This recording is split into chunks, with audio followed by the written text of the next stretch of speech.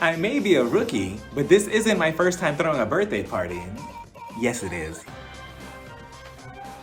Hey everybody, welcome to my channel. I'm Raphael and I am here to review episode 12 of The Real Housewives Who Don't Know How to Throw a Party of Atlanta. We start the episode off with Sheree at her house and she's in the kitchen talking to her son Cairo about her clothing line. She's struggling to make it happen by Sheree. She's telling him that a lot of people have requested her to make her clothing line unisex, so she wants him to be a part of it and to model her clothes for him. Why? Because he's free and she's not gonna pay him.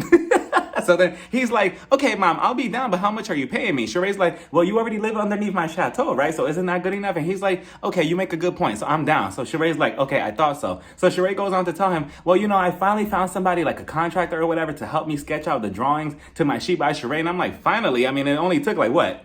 84 years, but better late than never, right? And then we get a little preschool drawing of her drawings and of her outfits, her templates to her She by Sheree clothing, and some of them were cute. I expected to see some She by Sheree thongs, some She by Sheree jock straps, some She by Sheree lingerie, something. But I mean, it was cute, for a starter company or a starter line. I was very interested on the crop top sweater jacket one with the jogger set. I'm pretty sure that that's probably gonna come out cute, especially if it's colorful. I thought that Sheree, with the outfit that she had on in the scene, the brown furry jacket with the crop top with the pants, I thought that was a template of She by Sheree, but I don't think it was. But if it's something similar like that, I see high hopes for this. So she also goes on to tell Cairo, if I don't make this She by Sheree line happen now, I might as well just call a funeral. I might as well just put it in the funeral and call it a day. And I'm like, well, I mean, at the rate that we're going, Sheree, with your whole line or whatever, you might as well start picking out caskets and call Phaedra.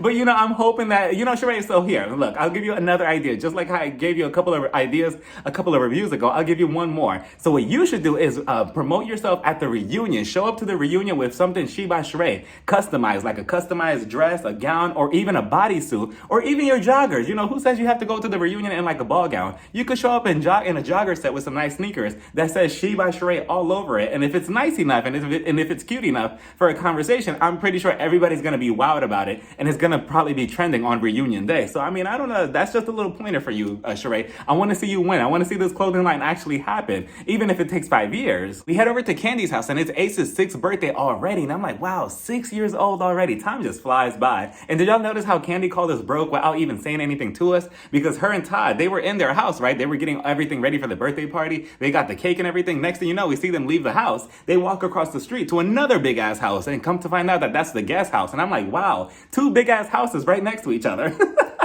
And all you have to do is just walk across the street. So they're in that house. They're getting everything ready. Ace is also in there. He's excited because it's his birthday. He's like, it's my birthday. It's my birthday. And I'm like, oh, so cute again. 6 years old. Like, it's just crazy how time flies. But they got the cake. Candy, she invited Drew and her son, and as well as Kenya and Brooklyn. So they're all there and everything. They're all having a good time. They sliced the cake up, for Ace, and he's having a good time as well. It was nice to see. So then Candy, she proceeds to tell everybody, like, okay, everybody, I have a huge gaming truck in the back because Ace, he's a big fan of video games. So she's like, okay, everybody, is everybody having a good time? Everybody get your birthday cake because we're going outside to the gaming truck. Ace, what kind of video games do you like playing? Because there's a lot of options outside in the video truck. Everybody go outside. We're gonna have fun outside. It's Ace's birthday. Happy birthday, Ace. And I'm like, oh, okay, Candy. She says that she goes all out for birthdays. And I'm like, oh, what about mine? Candy, if you're watching this, my birthday's next year. We have time to plan. They go out to this big truck outside and Ace, he's having fun with all his friends. They're all playing video games. It was a nice time, right? And I'm like, this must have been Candy's idea because if it was Todd's idea, all he probably would have rented out was like a PSP or like a little Game Boy. Like, okay, everybody, there's one Game Boy. Everybody has to pass it around.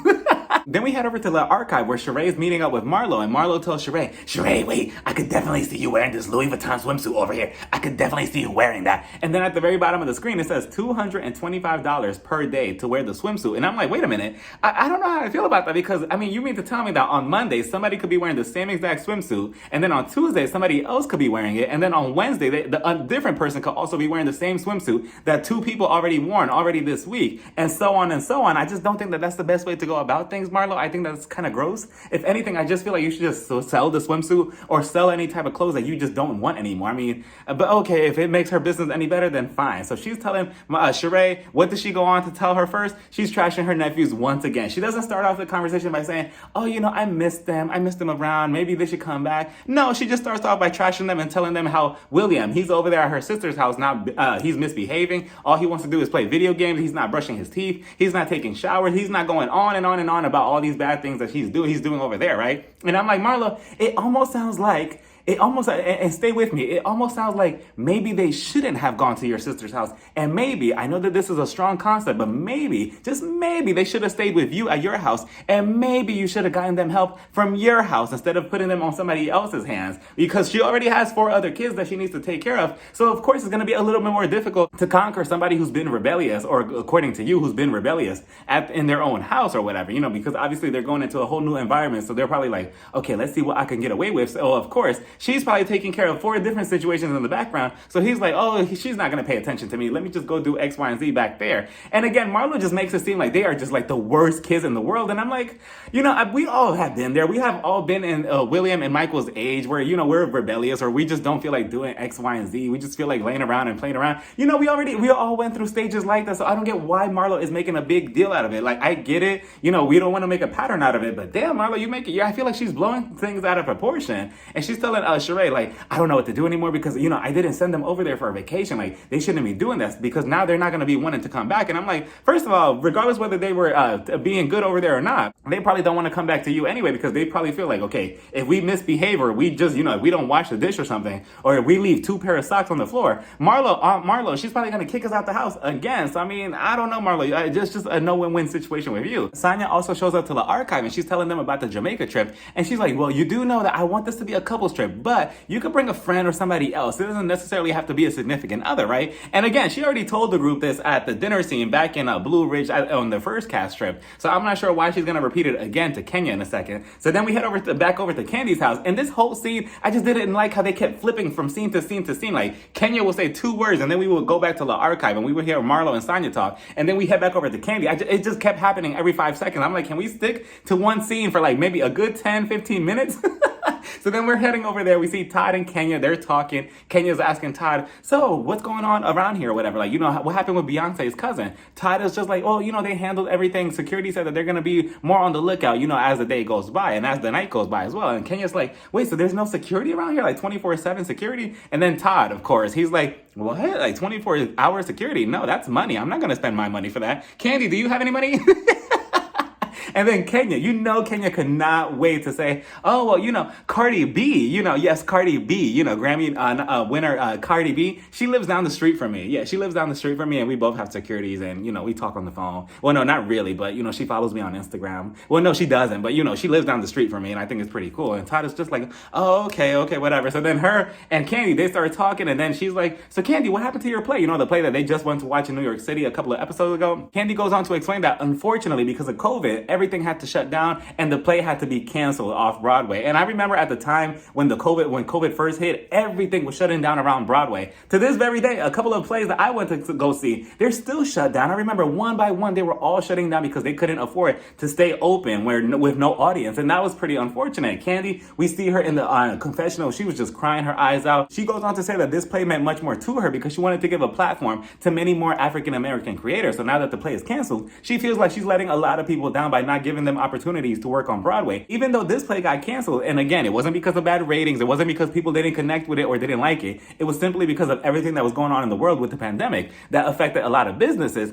Even though that happened, I'm glad to see that you also get an opportunity later on in the episode and another door opens for you on Broadway to work on a different play and to give a platform to many more African-American creators. So Candy, it's not over yet. This is just a little rough patch on your Broadway career. So then Sonia, we see her with Marlo and Sheree. She's telling them, okay, maybe I should call up Kenya right now and tell her everything that's going on with the Jamaica trip. How you have to bring somebody else. You have to bring a significant other or somebody else. So she calls up Kenya, right? And then Kenya's like, hey, how are you? Hey, Sonia, how are you? But I love this. How are you? How are you? Kenya, how are you? I was just calling to double check and let you know that this trip that we're about to have is a couples trip, okay? It's a couples trip. I said a couples trip. Couples, did you hear me? I said it's... No, okay, no, that's enough. That's enough. She hung up on Sonya mid-sentence, and Sonya, she was just looking stuck like, what did I do? Now, what do y'all think? I mean, I was kind of confused about this. I'm like, at one point, I mean, Sonya, I feel like she was just trying to explain to Kenya, like, okay, it's going to be a couples trip, but you don't necessarily have to bring a significant other. But Kenya didn't even give her time to explain that. At the same time, I feel like Sonya was also maybe trying to be shady because she kept repeating herself over and over, like, oh yeah, it's going to be a couples trip. Yeah, a couples trip. Did you hear me? A couple. That's 2. 1 + 2. It's a couples trip. And I'm like, Sonya, we heard you already. So I'm not sure if she was trying to, like, you know, bash Kenya just because Marlo was next to her. She was probably trying to look cool, like, look, Marlo, I'm also being shady towards her. I'm on your side. I'm showing loyalty. I'm not sure if that's what she was trying to do, but I don't know. I was kind of like, Kenya, was it really necessary? You should have just hear her out, but she hung up on her. Kenya's just upset. She like, you know, she knows that I'm going through a divorce right now with Mark that's never ending. I'm sure why she would try to tell me that it's a couples trip. She knows that I'm not going to be dating, and I'm like, yeah, that too. Again, the whole situation, I was kind of torn about it. Candy, she also makes a good point by saying, well, I mean, Sonya, you should already know that Kenya's going through a divorce with Mark, so I'm not sure why you were trying to get her to bring somebody on this cast trip, even though it's a couple's trip and we're gonna have fun in Jamaica. But again, what do you all think about it? I mean, and now Sonya is sitting there looking stuck after Kenya hung up on her. She's like, what did I do? What did I do? Marlo, she has the audacity to say, well, maybe she's just mad because she can't bring anybody because she doesn't have anybody. And I'm like, well, Marlo, do you have anybody?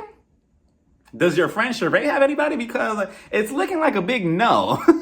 So I'm not sure who are you to talk, but wouldn't it be crazy if she would have brought like a sugar daddy to the Jamaica trip? Imagine, I'll be here for it. I mean, everybody will probably be shocked. And Sheree, I'm not sure if anybody has heard or seen the videos going on around online about Sheree. She's dating a new man, and this man, it's known. He's on this show called Love and Marriage Huntsville. So I've never watched the show like that, but I'm familiar with him and his situation with his wife or his ex-wife and his mistress. His name is Martell Holt, I believe, and that's her new man, and he's a known cheater. He got his mistress pregnant, and he had a whole child with her, but he also has a child, or a couple of children, I believe, with his original wife. They're divorced now, but, you know, he has this whole track record on that show as being this, you know, hot-ass mess in this marriage. And I'm thinking, really, Sheree, you go from Tyrone, somebody who stood you up, who's been playing you this entire time, to now a person who's known to be a cheater and get his mistress pregnant. You go from this to that, like, where are the standards here? I mean, come on now, Sheree. I mean, I'm rooting for you, but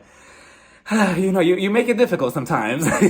We see Marlo heading over to this Christian therapist, and the first red flag was when she said, oh, well, Sheree recommended him for me. And I'm like, yeah, you shouldn't be taking any type of recommendations or any type of suggestions from Sheree. We all saw the therapist that she met up with a couple of episodes ago that he was just like, oh, you're a dime piece.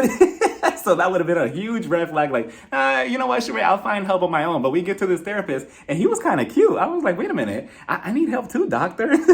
But Marlo, she sits down, they do a prayer before they get into the deeper conversation. Marlo, she starts off with the tears, and I'm like, wait a minute. Hold on. Wait a minute. Let me get a little closer. Nope, no, not one tear in sight.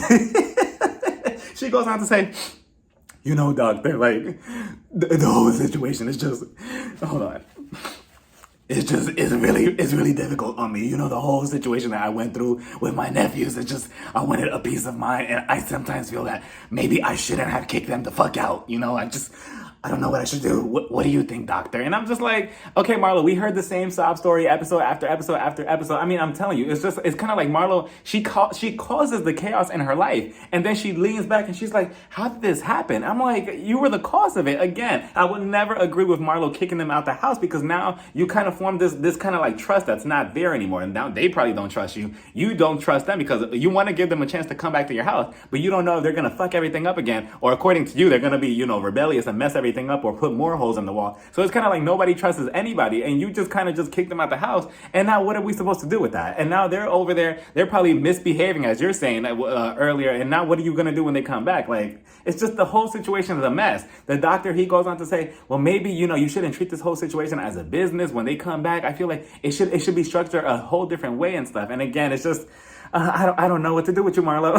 Same thing with Sheree. I don't know what to do with you either, because, you know, you should have got them help. You should have been on this couch with them to begin with. You should have never kicked them out. You should have brought them to this therapist at first and then had a whole conversation with them first before kicking them out. Like, I get it. You need to, you know, control your mental health and stuff for yourself to parent them and stuff. But again, there was just so many other ways, and I don't know. Marlo goes on to say, well, you know what? Thank you, doctor. You know, next time I see you, I'm going to bring my nephews. And I'm like, yeah, no, I'm pretty sure your nephews, even though I will want them to get help, I think it's better to do it off camera because, again, the kids don't know any better. They're like, they don't want these cameras in their faces probably. And you already trashed them episode after episode. So you're just exploiting their pain even more in front of a therapist. So then we head back over to Candy's house, and her and Todd are having a meeting with their daughters, Riley and Kayla, about their trust funds and what would happen to their businesses and their money if something was to happen to either Candy or Todd. And Bravo editors, again, you have reserved yourself a VIP table in hell for putting that chart of what Todd and Candy have accomplished in their careers. For Candy, there's this long list, you know, the Broadway play, her tax boutique, Mama Joy's house, paying that off, a bunch of houses, a bunch of businesses. And then for Todd, it's New Jersey condo. I'm like, we didn't have to put that. Like, we knew, but we didn't have to see that. So then they're talking about that. And the whole conversation, what I got out of it is that Todd, he is still cheap to this very day. I mean, I have never liked Todd's parenting skills from when we first got a glimpse of it and how he treated his own daughter, Kayla, and how he was just like, oh, well, you have to work for your money. You have to work for your money. Knowing that him and Candy, they both come from money, or at least they both have money now. And he's still not willing to give her anything. I mean, he will rather pay for an empty condo in New Jersey than to give Kayla a penny. And it's just, with me, I just don't agree with that. I've said it before. It's just like, if you as a parent, if you have all this money in the world, you know, and we know that Candy has a million, she has so much money. If you have it, why not give it to your daughters? Why make them work for it? Me personally, I just don't believe in that. I don't believe in you having to work for something like that. If you have it, why not? You know, not a lot of people get opportunities like that. So if you have it as a parent, why would you want to see your child struggle? And I just didn't like the conversation when it kind of went sideways when they were like, oh, well, if something was to happen to Candy, Todd, you know, Riley was just like, I don't really know if I would really trust you like that. I mean, I don't know if you would really give me money. And honestly, I don't see Todd giving either Kayla or Riley a cent, a dollar, a penny, nothing if something was to happen to Candy and Candy wasn't in the picture to control their money. I feel like Todd, he will personally take all the money and he would just use it to, you know, open up whatever he wants, like open up a bunch of restaurants or whatever, and then not give either daughter or not give anybody in the family any type of money. That's how I personally really do feel, because again, his history on the show as a parent, it's always rubbed me the wrong way. And Kayla, she also goes on to say, well, you know, you never really been like a dad, and then you always been like a dad and then business.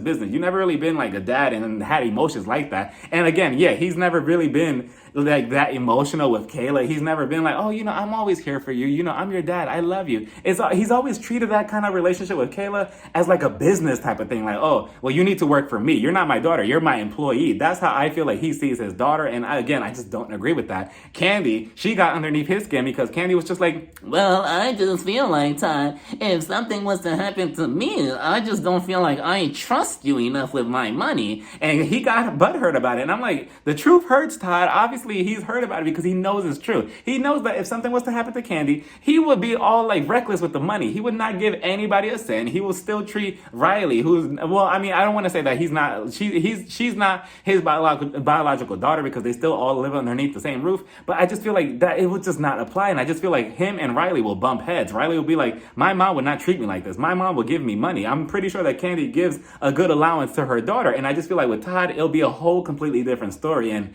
you know, it's sad to see that Todd, he still has that mentality of, you need to work for your money. You need to work for your money. You need to work for your money. And I get it. To his point, I understand it because you have to be responsible. You know, you have to, if you're going to have this huge amount of money, you can't just blow it off on, you know, bags or purses or shoes or whatever. I'm assuming that that's what he means. He wants to give it to them in portions. Like, you know, when you're 21, you'll get this amount. When you're 25, you'll get this amount. When you're 30, you get this amount. And Riley's telling him, like, what if I want to start a business at 20? What if I want to open up my own boutique or something? And he's like, well, you have to be responsible about that. And I'm like, I don't know, Todd. It's just like, we could all point a finger back at you and say, well, are you responsible with your money? Like, take Candy out of your life, and would you still have the same amount of money that you have now if Candy wasn't in your picture?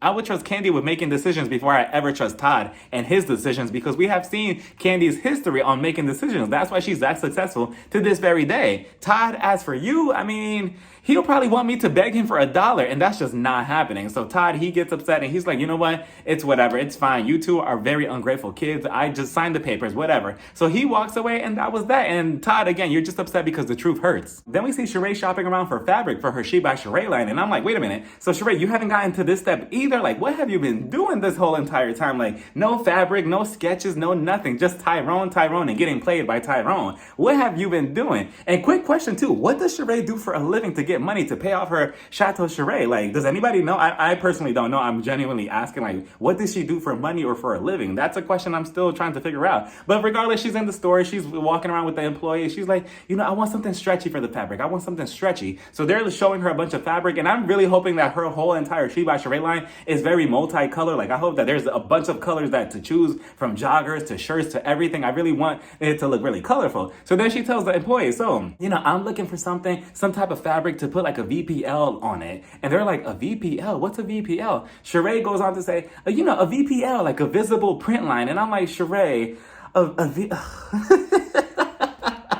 and then she goes on to explain to them, well, you know, like, you know, for men, you know, a lot of women and men, they like to look at the prints, you know, like the dick prints on pants. So I thought that I incorporate that into my joggers. And I know that the employees were probably looking at her like, security. Like, Sheree, you cannot be serious. Like, a VPL line. But at the same time, to her credit, I will say that it is something different. It is something new. That's something that we don't typically see, I guess. And she is capitalizing off the whole gray sweatpants season that's coming up soon. So, but at the same time, I'm like, Sheree, it's been like 45 years and this is what you're coming up with? I mean, a VPL line to see other people's penis through the joggers? I mean, and she was so serious about it too. But you know what? I'm here for it. It is what it is, because between me and you, I'm talking all this shit, but I'll be the first one in line trying to order one. Like, can I get a medium?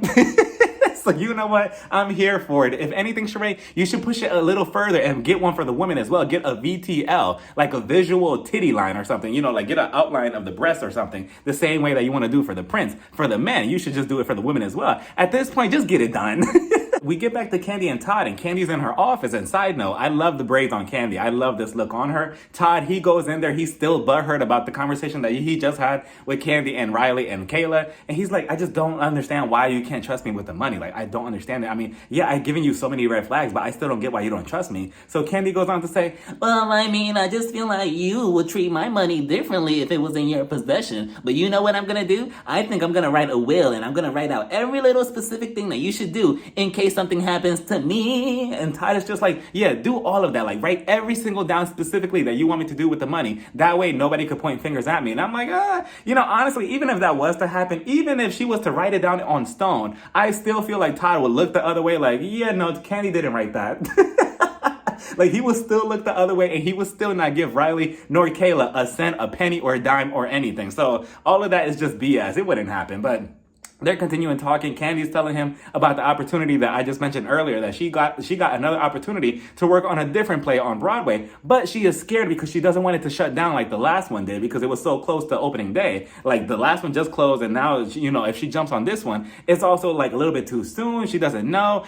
Todd, surprisingly, he actually makes sense with what he says. He's just like, well, I mean, I feel like you should do it. If you don't jump on it, it's not going to show that you really want it. Like, so what? If it closes, so what? And I'm like, well, I mean, you know, it's so easy for you to say that, but that's neither here nor there.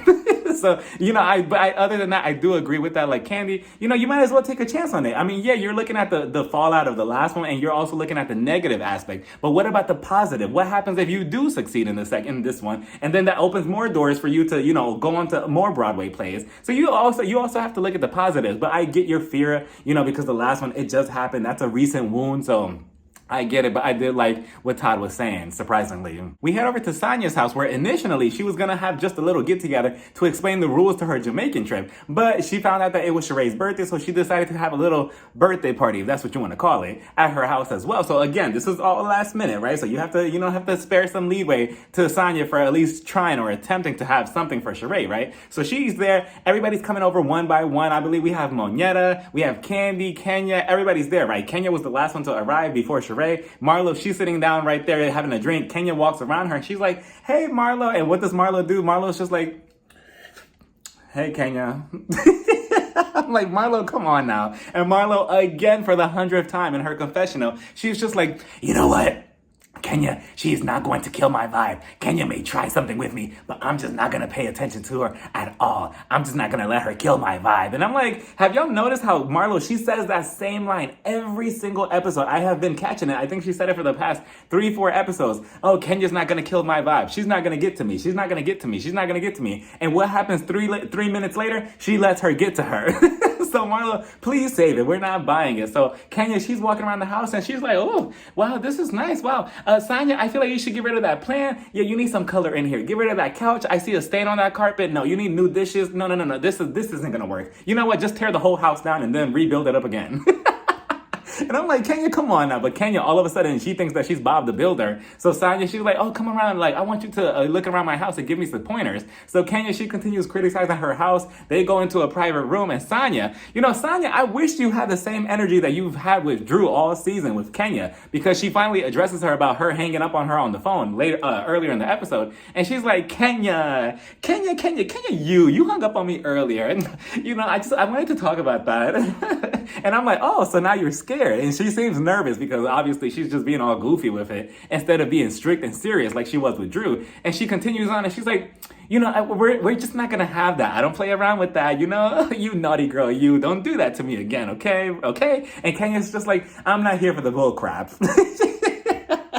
Just shut her down completely. And Sanya's just like, I just didn't like that. I was just trying to explain to you. And this goes back to what I said earlier. Sanya, she didn't even explain to Kenya fully what she was trying to say. Kenya only heard couple trip and she hung up on her. And Sanya's just like, I was trying to explain to you that you could bring a girlfriend, a friend, somebody else. It doesn't necessarily have to be a significant other. And that's what Kenya didn't allow her to hear. Kenya goes on to say, well, I just feel like you were trying to be condescending. And I'm like, no, I'm pretty sure that's just, you having flashbacks with Mark and your relationship with him, because I don't think she was really trying to be condescending. I mean, they replayed it in the flashback. They're like, oh, I'm just telling y'all that, this is a couple's trip. And they kept replaying it over and over again. And I'm like, I don't think that she was trying to be condescending. Again, I think that Sanya's too scared to be condescending anyway, to either Marlo or Kenya. So I don't think that's that. But eventually they just squashed their little issue that they had. Kenya's just like, I've been through a lot and I just don't want nobody talking to me like that because, again, she experienced that with Mark. So she's not allowing anybody to talk to her recklessly moving forward. So then Sheree, we see her in the driveway. She shows up wearing this Gucci outfit, this Gucci suit that she got from the archive. She's renting it for 3 hours. She looks so good. The long ponytail, the fur, everything about it looks good. She shows up and everybody starts singing happy birthday to her. And they're like, happy birthday to Sheree. Happy birthday. Happy birthday to Sheree. Happy birthday to Sheree. Happy birthday. All right, so after they sing happy birthday to her, Sheree goes in there and Sheree's like so shocked. She's like, wow, I can't believe this. I didn't know it was my birthday today. So then eventually we didn't get catering, but we get one of Sanya's assistant. He goes around with a bunch of, I believe they're Jamaican patties. And all of a sudden, everybody has something to say. They were like, oh, this is dry food. Like, what is this? Kenya, she goes on to criticize the food, saying like, really, this is what we get? And I mean, I've never had a Jamaican patty before, but I didn't see anything wrong with it. They said that it was dry food, that she should have had something else. And I'm like, okay, again, this was all last minute. Sanya, she brought everybody here in the first place, not to have a party or anything. She brought everybody here to have, these rules about her Jamaica trip, not to have a birthday party for Sheree. This was all last minute. So, I mean, can you blame her? But I mean, I don't know. What do y'all think? Do y'all think that they were too hard on the food? If anything, I feel like she should have had a couple of more options, like maybe some pig in a blankets or something, or like the little hamburger sliders or something like that. Have something. But I mean, give me a mimosa and a snack and I'm good. But according to them, they needed a whole 5-star dinner to be there, right? So then I believe there was a little selfie thing, right? Where you step on a platform and the whole thing spins around in like a 360 thing, making a video of yourself, right? So then Sanya, she's just like, oh, Sheree wants to get on it. How long until it's done? The woman who's working it, she's like, it's going to be about like 20 minutes. The battery is still charging. I'm like, what is this? What is going on? So Sheree, she gets on the platform, right? So, get ready for the video or whatever that's about to spin around. She's waiting there. She's all excited. She's like, okay, I can't wait for my video. I'm going to post this on Instagram and TikTok. I'm going to get so many likes and followers. And then the lady, Asanya, is just like, so how much longer? I mean, is it going to work? And the lady, the employee, she's just like, the battery, it's not working for some reason. So they're all just kind of like awkwardly standing still. Marlo, she's standing to the side and she's like, Sheree, how about we try this after we eat? Maybe we could try again later. That was the funniest line the entire episode. I was dying of laughter. She said it so casually, like, maybe we should just try it later. So Sheree, disappointingly, she just gets off the platform. She's like, oh, okay, we'll be back. So they all moved the party over to the kitchen and they're all sitting at this long table. They asked Sheree, so Sheree, what have you been up to ever since Marlo kicked us the fuck out of her cabin up in the woods, up in Blue Ridge? She goes on to say, well, I've been working on She by Sheree. It should be out in a couple of years, but that's what I've been doing all this time. So Kenya, she's looking at all the food and she's like, at this point, we're all just gonna have to cook the food at this point with this dry food. And then they give a little wide shot of the party, right? And I'm like looking at the decorations, like the balloons and the little decorations that she has, and then the selfie thing that has no batteries in it. And I'm like, ooh, Sonya, I mean, I'm trying to defend you and all, and I'm trying to be on your side here, but yikes, what kind of struggle party is this? Like, come on now, at least hire a clown or something, or like a bouncy house or something. But they're all sitting there, and then the conversation moves over to Drew. They're like, so Drew, what happened with those doggy bones things? Why did you bring all those props to the cabin? Why did you bring that? She goes on to say that she's an actress and she wanted to address Fatum because she knew Fatum was going to come, and she knows that that's Sheree's lapdog, so why not, throw them at her. So then Sheree, for some reason, she got upset about it, and she's like, what did you say about Fatum? What did you say? Tomato, I'm throwing tomatoes. No, tomato, this bitch is whack. But tomato. And I'm like, obviously she's been watching too much TikTok because she obviously took that line from the girl that went viral on TikTok with the tomato. I'm thinking, if anything, we're throwing tomatoes at you, Sheree. Tomato at you for being unoriginal and just trying to cause a fight out of nowhere. So Drew, she's just like, I don't understand it. Why are you upset? Why are you coming at me like this? Sheree, again, she goes from 0 to 100 for no reason. And she's like, I just don't appreciate that you think that Fatum is like my lapdog, or you think I need to stop talking to her just because she said things about you or whatever, and that you're trying to start with her. And then she also implies in her confessional, oh, this bitch right here, Drew, she needs attention, obviously, because she's not getting attention back home. And I'm like, Sheree, now, are you getting attention from anybody else? Like, last time I checked, you were trying to get attention from somebody who left you at a restaurant waiting for 12 hours and he never showed up, let alone didn't even give you a phone call. So let's not say that she needs attention, because you also need that attention as well, or you've been begging for it this entire season. So let's stop there. So then Drew, she goes on to say, well, I mean, I'm not saying that you have to stop talking to her because of that, but she also said other things about me, just like how she did at Brooklyn's party. The thing that she said about Ralph. She's been obviously just coming at me for no reason and doing all these background checks. Sheree, obviously, it all went in over her head. She's like, no, you're always the one starting drama. You're always starting everything. You always want everything to be around you. And I'm like, that's not true, Drew. Honestly, I mean, if you put your feelings aside for the girl, she hasn't done anything. It's always everybody else coming after her, and they think that she's the weakling in the group. So they obviously aim at her every single time. And then when she defends herself, all of a sudden now she's causing drama, Sheree? No. And again, this was your birthday. So Drew's just like, you know what? It's your birthday, so you should keep it cute. Keep it cute. But maybe you forgot everything that Fatum did because you're getting old. So then Sheree, she's just like, oh no, you're going to wish that you look like this when you're my age. And then we get Marlo in the confessional.